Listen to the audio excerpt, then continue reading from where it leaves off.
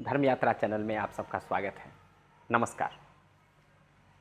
2022 चंद्र लग्न के हिसाब से कैसा रहेगा भिन्न भिन्न राशि वालों के लिए, ये हम अपने वीडियो के माध्यम से आप सब तक पहुंचाना चाहते हैं, ताकि आप सब भी लाभान्वित हों, इस बात को जानें और जान करके जो समस्या है उसका समाधान करें, या अगर समस्या नहीं है तो आप अपने आप को कंफर्ट महसूस करें, सुकून महसूस करें।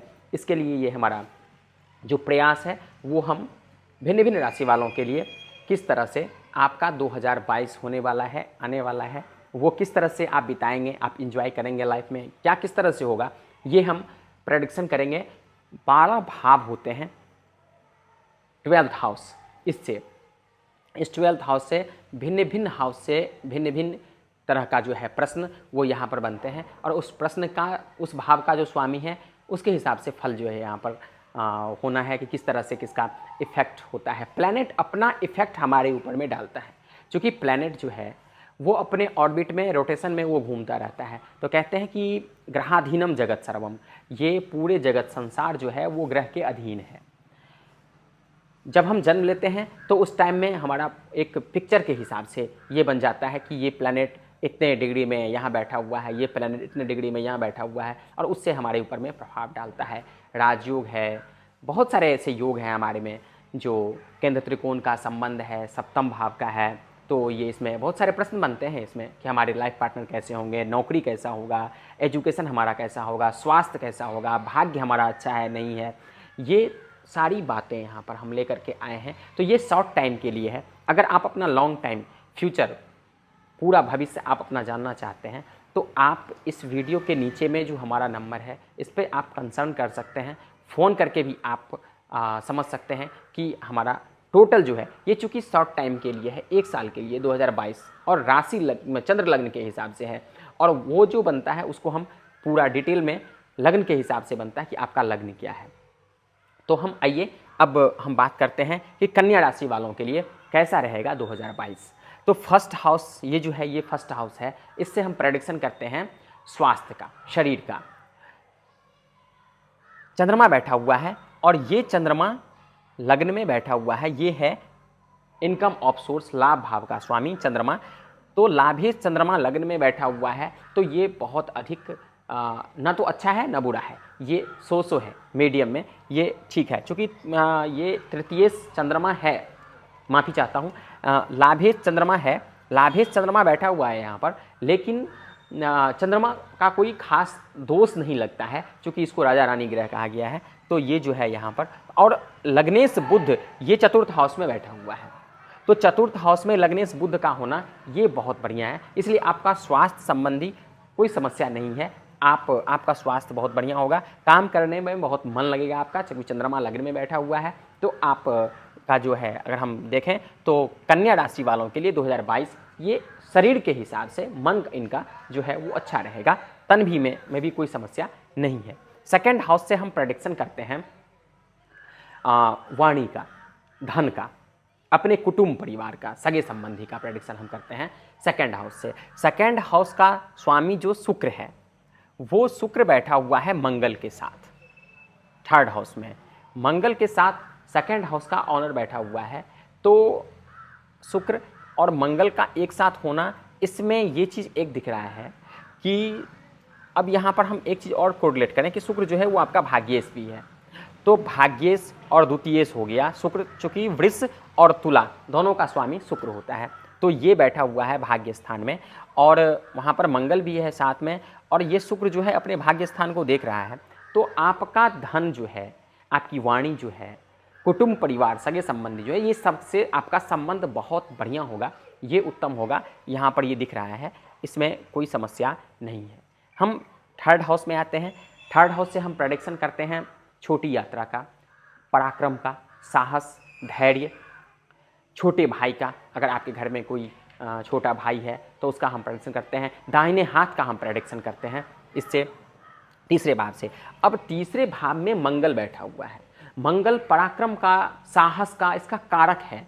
तो मंगल का तीसरे भाव में होना ये बहुत बढ़िया है, क्योंकि ऐसे जातक जो होता है, अगर ये तो हम वर्ष लग्न की बात बता रहे हैं, अगर हम जन्म कुंडली में जो इस तरह का अगर जातक होता है तो उसको बहुत कम मेहनत से, बहुत कम पराक्रम करने से बहुत अचीवमेंट उसका बहुत अधिक होता है। ये जनरली हमको देखने को मिलता है और ये शास्त्रीय बात है, ये हम बता रहे हैं, ऐसी बात नहीं है। हमारे बहुत बड़े जो ऋषि मुनि जिन्होंने ये ज्योतिष ग्रंथ का निर्माण किया है उसमें ये चीज़ है कि तृतीय भाव का मंगल अगर बैठा होता है, वो भी खास करके वृश्चिक का बैठा हुआ है अपने घर का, तो ऐसे जातक जो होते हैं वो उनका मेहनत बहुत कम मेहनत वो करते हैं। एक हिसाब से ये कह लें कि उनका ब्रेन जो होता है वो बहुत शार्प हो जाता है, मेहनत कम कर रहा है, फल उसका अचीवमेंट अधिक हो रहा है। तो ये चीज़ है, छोटे भाई से सहयोग मिलेगा, छोटी यात्रा भी वो कर सकते हैं क्योंकि मंगल अपने भाव का बैठा हुआ है और धर्म स्थान को मंगल देख रहा है, तो हो सकता है कि आप तीर्थ यात्रा करने के लिए जाएं। ये चीज़ यहाँ पर दिख रहा है।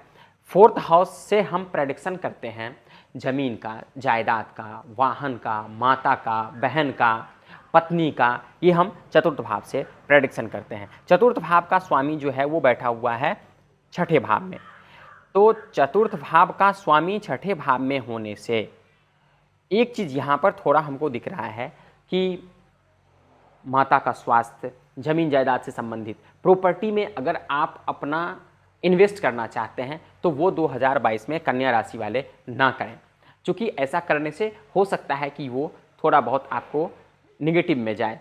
माँ का स्वास्थ्य में परेशानी हो सकती है, माँ के साथ थोड़ा अनबन हो सकता है, तो इन सारी बातों पर आपको थोड़ा ध्यान रखना चाहिए। और ज्योतिष यही है कि जब हम जान जाते हैं इस चीज़ को कि ये होना है तो उसको हम कमांड कर सकते हैं, कंट्रोल कर सकते हैं, हम उसको नियंत्रित कर सकते हैं। ये चीज़ थोड़ा आपको जानना चाहिए। बुध 4th हाउस में बैठा हुआ है 4th हाउस में, ये अच्छा है, लेकिन 4th हाउस का ऑनर ये 6th हाउस में बैठना उतना बढ़िया नहीं है कन्या राशि वालों के लिए। तो ये थोड़ा ध्यान यहाँ पर एकाग्र करना है, कंसंट्रेट करना है आपको। हम लास्ट में बताएंगे आपको उपचार क्या करना है, इसके लिए उपाय क्या करना है। 5th हाउस से हम प्रेडिक्शन करते हैं विद्या का, बुद्धि का, संतान का। 5th हाउस का ऑनर शनि जो है वो अपने घर में बैठा हुआ है सूर्य के साथ, सूर्य व्ययेश है तो सूर्य का कोई दोष नहीं लगता है। तो 5th हाउस में विद्या बुद्धि, जो स्टूडेंट हैं उनके लिए, अगर वो देख रहे हैं हमारी इस वीडियो को और कन्या राशि है उनका, तो उनको पढ़ने में बहुत मन लगेगा 2022 में। वो पढ़ने में बहुत तल्लीनता से अपने मन से पढ़ेंगे और उसका उनका फल कैसा मिलेगा ये भी हम आपको बताएंगे 10th हाउस पे जब हम आएंगे तब।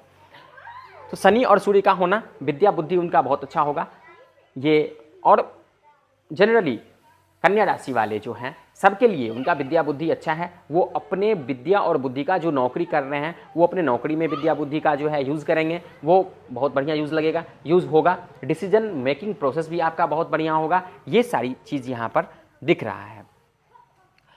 6th हाउस से हम प्रेडिक्शन करते हैं रोग का, शत्रु का।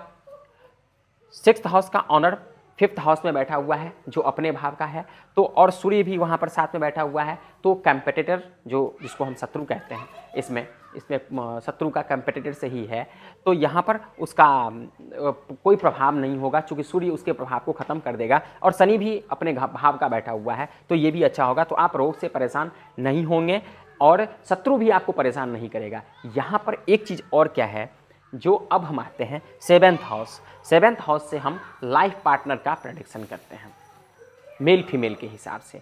अब 7th हाउस का जो स्वामी है बृहस्पति, वो बैठा हुआ है 6ठे भाव में।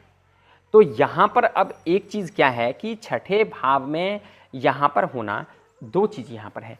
अब हम चंद्रमा को भी यहाँ पर नहीं हम भूल सकते हैं, चंद्रमा को भी अब हमको यहाँ पर लेना पड़ेगा क्योंकि लाभेश, इनकम ऑफ सोर्स, त्रिषडायेश जो होता है, तीसरे भाव, 6ठे भाव और लाभ, त्रिषडायेश को अच्छा नहीं माना गया है।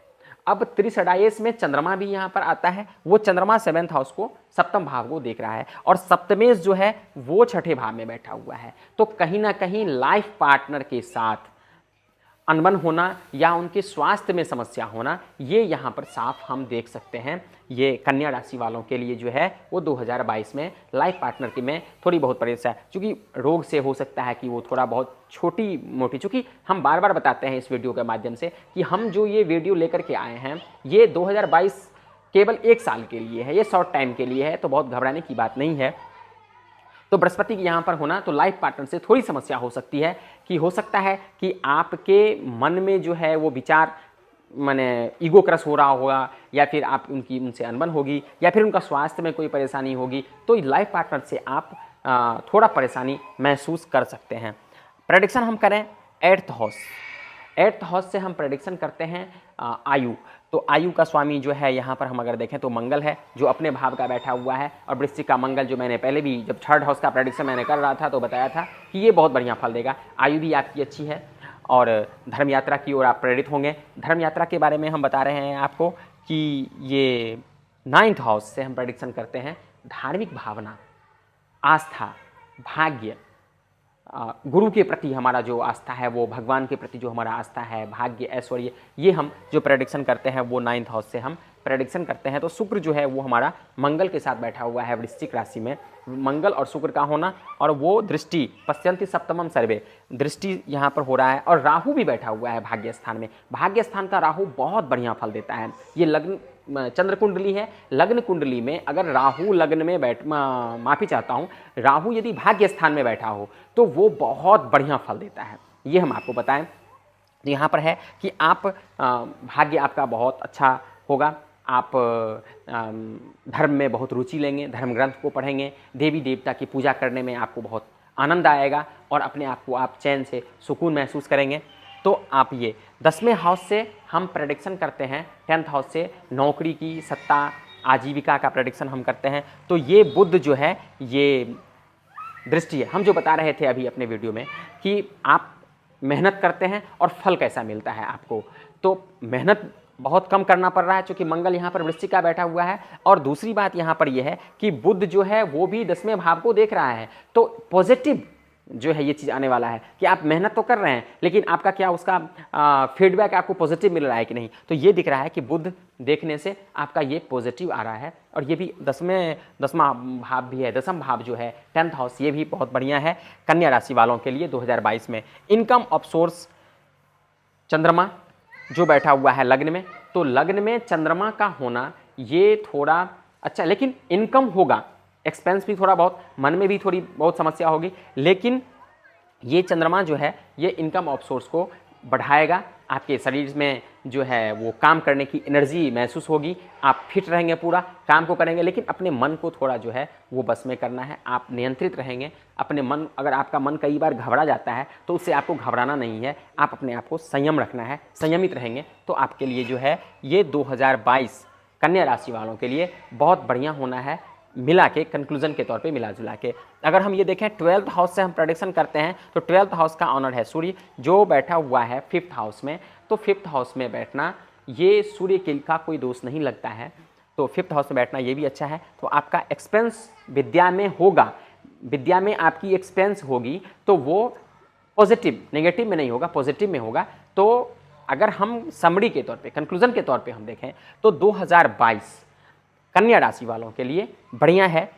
दो चीज़ है इनके लिए उपचार के तौर पे, उपाय के तौर पे अगर हम देखें तो एक है कि सोमवार के दिन शिव जी की पूजा करें, और एक बृहस्पतिवार के दिन बृहस्पति केला का पौधा जो हो, वो छोटा पौधा, अगर आपके पास बहुत अधिक जगह है तो केला का पौधा तो आप लगा सकते हैं, या अगर जगह का अभाव है तो एक गमले में आप केला का पौधा लगाएं। वहाँ पर बृहस्पतिवार के दिन जो है वो बड़े श्रद्धा भाव से वहाँ पर आप एक दिया जला के, अगरबत्ती जला के वहाँ पर प्रसाद दे करके पूजा करें, और प्रसाद ग्रहण करने के बाद किसी भी काम को करें, या अपने लाइफ पार्टनर को कहें इस काम को करने के लिए, तो आपस में ये चीज़ बनी रहेगी। तो मैंने जो 7th हाउस के बारे में बताया था वो इससे फ़ायदा मिलेगा आपको।